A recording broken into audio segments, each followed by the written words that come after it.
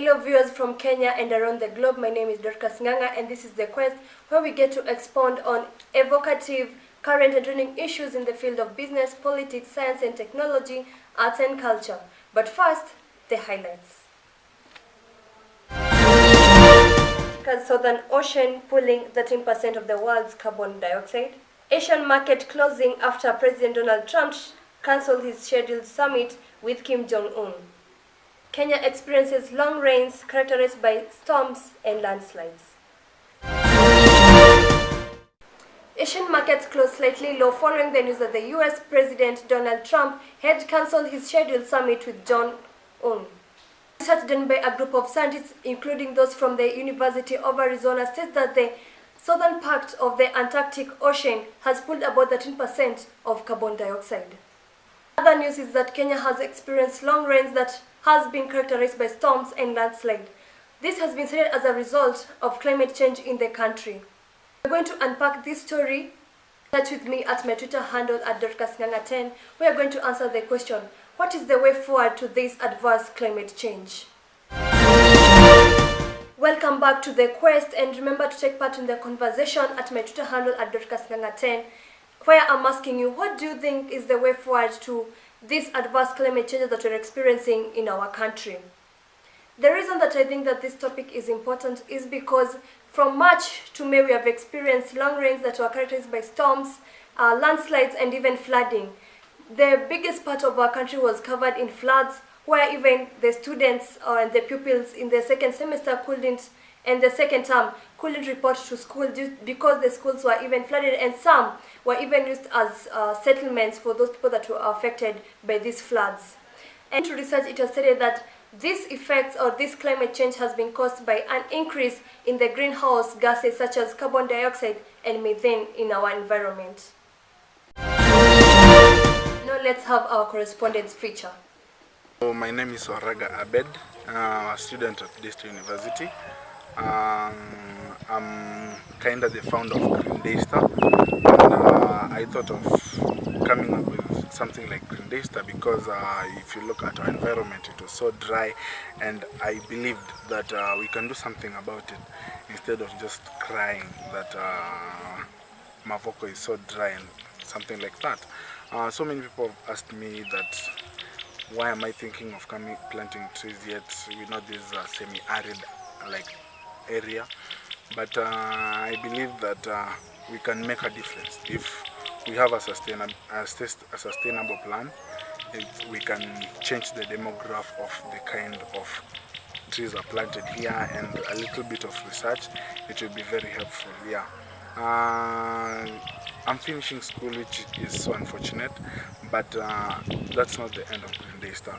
I'm leaving a team, a well-able team that is going to work in doing research and finding partners of who, if the school accepts our idea, we can sit down and come up with a plan of how we can make Daystar green. I believe that I have to make a difference in anywhere I step.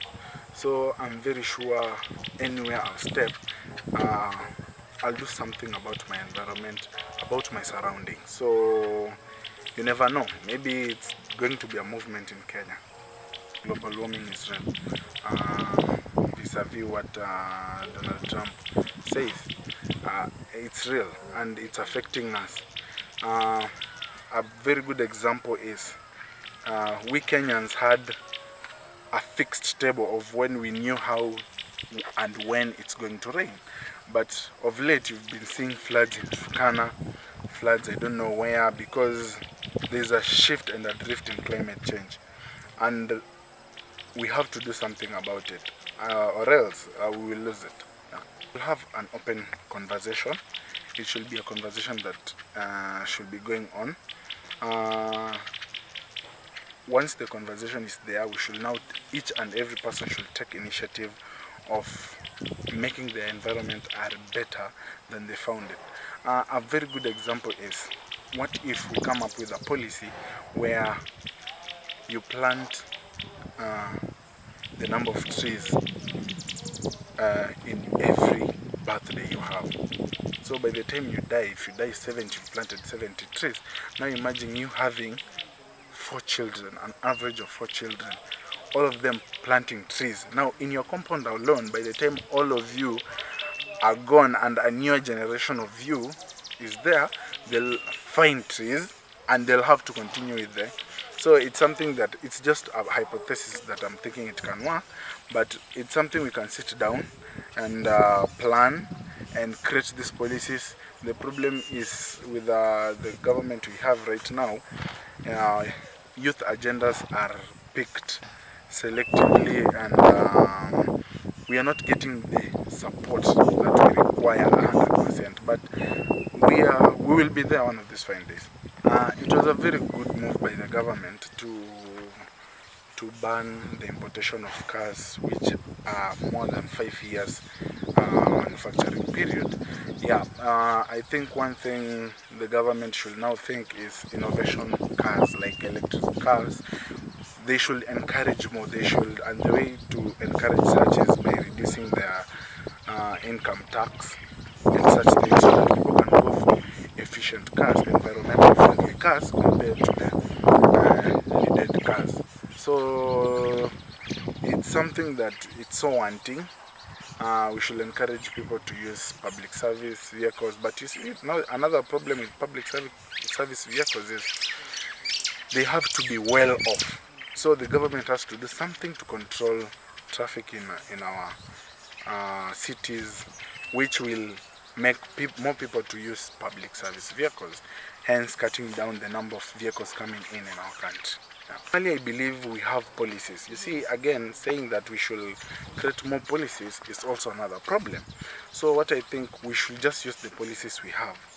But now implementing those policies is the problem because of corruption and such things. So such things have made the policy implementation very hard. So you find 1 or 2 companies are regulating the amount of carbon dioxide they are releasing in air, but others, due to corruption, they are not regulating. So I think we should work and vet those people who are regulating these parastatals and see how we can work with them for a better improvement.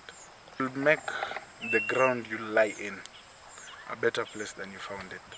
Yeah, because you'll be buried there, so you better make it well prepared for you. Yeah. That was an educative feature done by Charlotte Kirui, our correspondent, and now we're going to interact with her where I'm going to ask her a few questions. Welcome, Charlotte. What are some of the findings about how global warming has affected the people of Machakos County? I am currently in Machakos County after doing a hefty research on global warming on how it has affected the residents living in Machakos County. Machakos County is an atoll yet relies on rain-fed agriculture and pastoralism, and the fact that global warming has affected the place has also led to a change in the rain pattern such that there has been less rainfall in the area.